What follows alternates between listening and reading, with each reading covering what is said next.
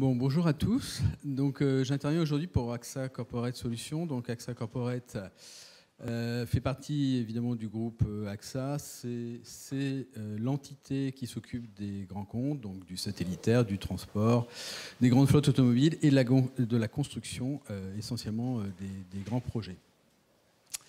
Mon rôle au sein de cette entreprise, en fait, est d'évaluer sur les ouvrages soumis les risques. Et ces risques, ils doivent être évalués aussi en montant financier. Et ça conduit à déterminer au plus juste, en fait, la prime qui va être appliquée.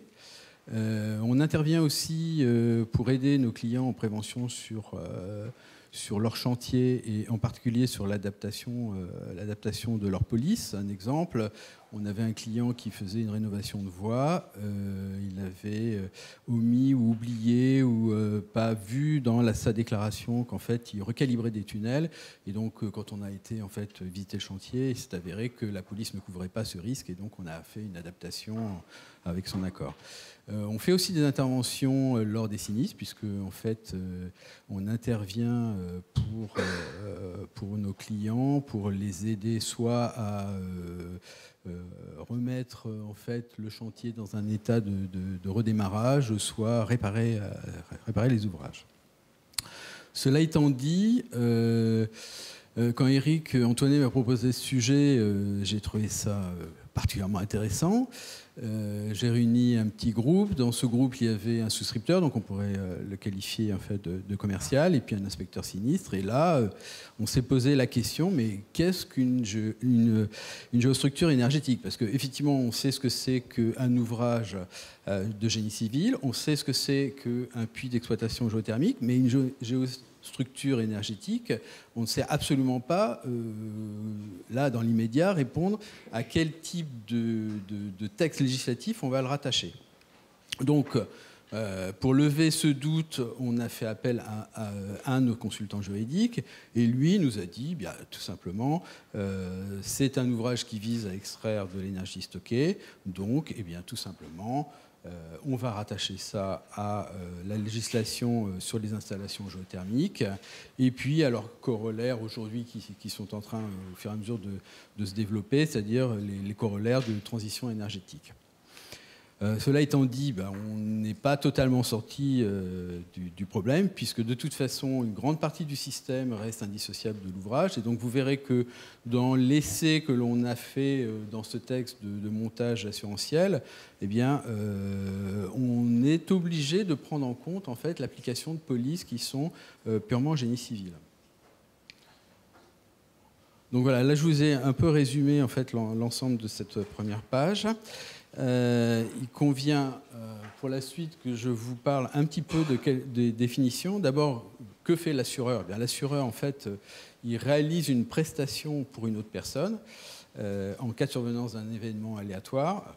Donc, c'est le risque. Et puis, en contrepartie, il reçoit une compensation financière qui est la prime. Alors, trois principes, en fait, pour l'application d'une police. C'est d'abord qu'il y ait un aléa qui soit dans l'application du contrat d'assurance, c'est qu'il y ait une indemnité versée par l'assureur, et puis il ne faut pas oublier que l'assureur a une subrogation sur le dossier, puisque c'est lui qui va conduire les opérations de réparation, évidemment toujours en concertation avec son client, mais c'est lui qui prend la main en fait, sur le sujet. Pour simplifier les choses, en fait, dans l'assurance, eh bien, il y a deux grandes familles. L'assurance des choses, donc l'assurance des choses est relative, en fait, tout simplement à un élément d'actif patrimonial. Il concerne le dommage aux biens de l'assuré, comme par exemple la couverture tout risque chantier, qui couvre en fait l'ensemble des risques durant la réalisation d'un chantier, donc du démarrage à la réception, ou la TRME, donc c'est la même chose, mais c'est tout ce qui concerne en fait, c'est la montage essai, donc qui concerne les machines tournantes, pour simplifier. Il y a aussi la dommage ouvrage que vous connaissez, qui est une couverture très spécifique française, qui date de la loi Spinetta de 78, qui permet permet aux assurés de ne pas avancer les fonds en cas de réparation. L'assureur en fait réalisant son recours sur le constructeur, et puis le dommage au bien de l'entreprise, donc un événement naturel qui peut intervenir et avoir un incident sur les ouvrages. L'autre grande famille, c'est l'assurance de responsabilité, donc ça couvre une dette de responsabilité. L'assureur en fait prend à sa charge les conséquences pécuniaires de la responsabilité civile du fait du dommage causé toujours à autrui. Donc c'est la responsabilité civile professionnelle, c'est la responsabilité décennale, mais à titre personnel, vous-même, vous êtes assuré en responsabilité civile si effectivement vous créez un accident vis-à-vis d'un tiers. Dans les principes de couverture, alors là, justement, on s'est posé la question, quel sinistre, quel défaut, quelle couverture, en fait, doit-on, nous, assureurs, apporter aux constructeurs pour une géostructure énergétique? Alors, dans nos réflexions, nous n'avons vu que deux choses. Le défaut de performance. Ce défaut de performance, en fait, il convient de le définir. Il peut être couvert, mais en fait, tout ça dépend de la souscription de chaque compagnie. Pour notre part, nous n'avons jamais été soumis en fait, à étudier ce type de dossier. Je regrette bien, entre autres, on n'avait pas répondu sur la ligne B du RER de Rennes, et ça aurait été une belle expérience. Mais c'est une possibilité, c'est-à-dire qu'on peut très bien définir un défaut de performance, le définir dans le contrat d'assurance et le garantir. L'autre point, c'est l'atteinte à destination. Donc ça, c'est une notion de jurisprudence. Et c'est démontrer, enfin l'utilisateur, en fait, démontre à son assureur qu'il ne peut pas utiliser son ouvrage dans des conditions, en fait, d'utilisation normale. Donc, par exemple, une surconsommation d'énergie ou la nécessité en fait, de mettre des systèmes supplémentaires, complémentaires pour pouvoir utiliser son ouvrage à plein. Donc, les polices, elles interviennent en fait, à différents moments de la construction et de la vie de l'ouvrage. Donc, il y a trois grands moments. J'ai oublié du coup de passer l'image. C'est avant réception, donc durant toute la phase de construction. C'est après réception et c'est en phase d'exploitation. Donc en phase de réception, nous avons la tout risque chantier. Donc le maître d'ouvrage ou tout autre intervenant peut la souscrire. Elle permet en fait de couvrir tous les risques inhérents au chantier, sans recours souvent sur les sous-traitants, et l'assureur se doit de remettre en fait en l'état de redémarrer le chantier pour le compte en fait du souscripteur. La TRME, donc c'est la même chose, mais en tout risque montage essai, donc par exemple montage d'une turbine, ce type de matériel. Nous avons aussi la responsabilité civile, donc, qui peut s'appliquer au maître d'ouvrage ou à tout intervenant. La responsabilité civile décennale, donc une durée de 10 ans dans l'application de cette police, qui s'applique aussi sur le maître d'ouvrage et tout autre intervenant. Et puis les garanties dommages et exploitation.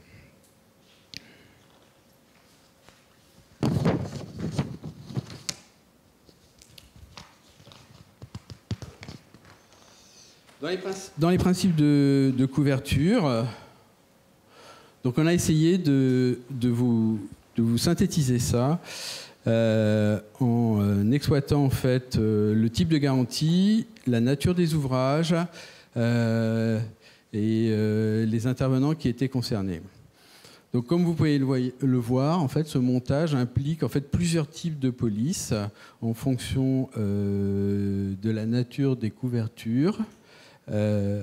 Et ces conditions d'exploitation, en fait, sont de toujours pouvoir démontrer que nous avons un désordre matériel, qu'il y a une preuve de l'existence du dommage systématiquement amené par les requérants, un dommage qui, là, est important puisqu'il doit être le résultat de l'acte de construire, Et puis, dans le cas de l'impropriété à destination, c'est ce que nous avons dit, être en capacité de démontrer que soit nous avons des surconsommations et donc c'est au-delà de ce qui était prévisible, soit des moyens mis en place supplémentaires pour pouvoir assurer l'exploitation de son ouvrage.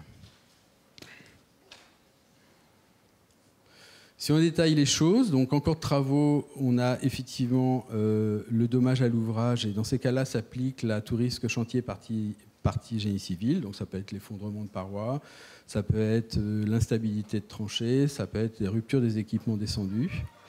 On peut avoir le dommage au process, donc là c'est l'application de la tout risque montage essai. On peut avoir le dommage aux ouvrages préexistants, donc la tout risque chantier si la couverture inclut en fait des garanties aux existants. Ça peut être le dommage à des tiers, donc la couverture risque civil pour les travaux de l'entreprise ou les risques civils travaux du maître d'ouvrage, donc toujours là inclus dans un volet de la tout risque civil maître d'ouvrage. Après réception, donc on a d'autres garanties qui se mettent en œuvre. C'est la garantie maintenance de la TRC, ça peut être une option pour 1 année ou 2 années. Ça peut être la garantie risque civil décennal, donc solidité, impropriété à destination pour le génie civil, toujours avec l'obligation de faire preuve en fait d'une cause étrangère. C'est la garantie au dommage aux biens avec ou non perte financière d'exploitation qui couvre les événements extérieurs, donc incendie, événements naturels. Et puis c'est la garantie performance énergétique qui là peut-être demande à être précisée, puisque en tout cas pour nous, pour notre compagnie, en tout cas on n'a pas vraiment d'expérience, mais ça peut s'étudier, ça peut se mettre en place. Donc c'est en devenir comme les ouvrages que nous avons vus aujourd'hui. Ici, je vous ai mis en fait en synthèse-conclusion une reprise en fait de ce que je vous ai montré, c'est-à-dire en fonction de la pertinence de l'avancement d'un chantier, la nature des contrats à mettre en place, qui en est le bénéficiaire.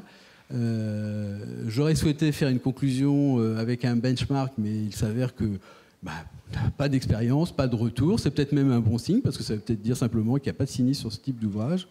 Et ça devrait satisfaire à la fois les assureurs, mais aussi à la fois les requérants d'assurance. Donc voilà.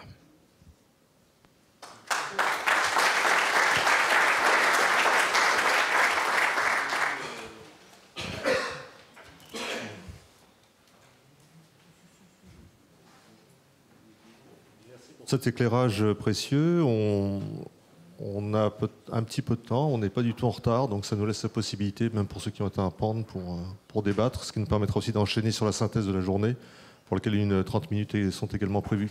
On pourra revenir sur ces questions si on a besoin.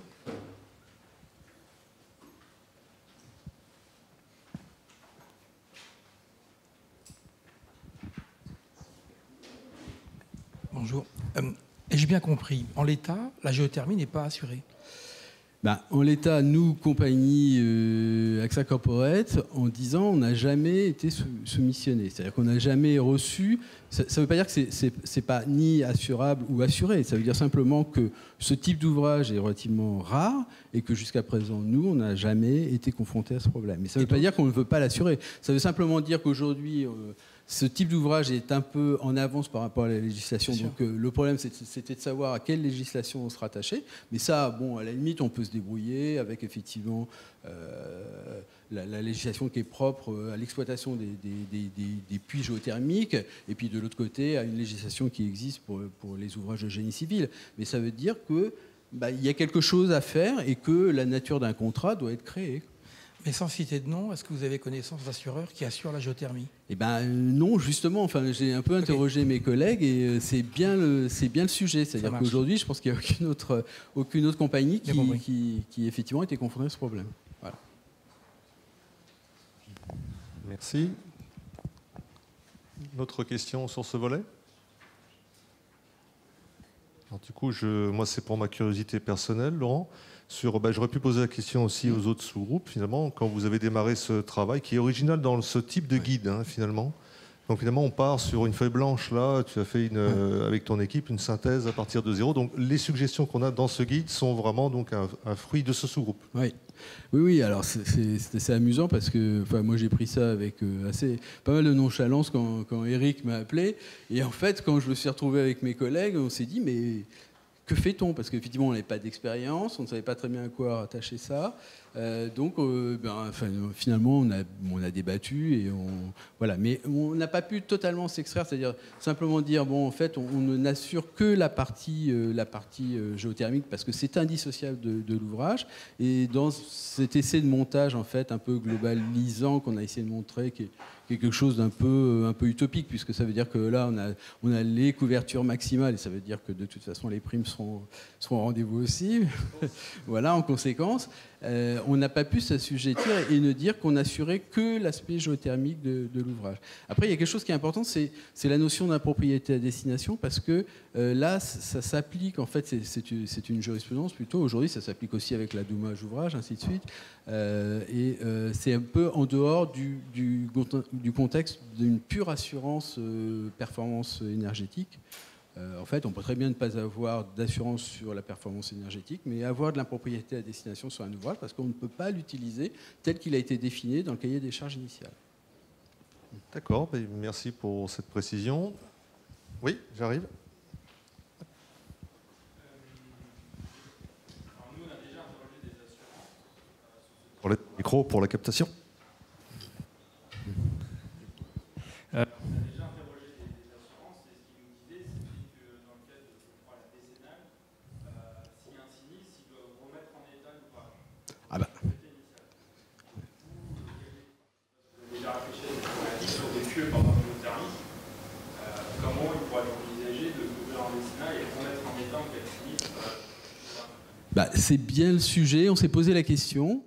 Mais ça veut dire simplement qu'il faut trouver une solution qui ne sera peut-être pas une solution géothermique, c'est-à-dire qu'on sera obligé, nous, assureurs, si on a accepté d'assurer, de trouver une solution qui sera une solution palliative. Parce que de toute façon, on a bien vu que le problématique, c'est totalement indissociable, que remplacer le système n'est absolument pas possible. Donc ça veut dire simplement que l'assureur, lui, donne une indemnité au requérant qui lui permet en fait de pouvoir utiliser son ouvrage, mais ça peut être par un autre système, c'est-à-dire qu'il sera peut-être obligé de réaliser des travaux totalement différents et qui n'exploitera pas en fait le potentiel énergétique de l'ouvrage. À ce stade-là, je ne vois pas tellement d'autres solutions.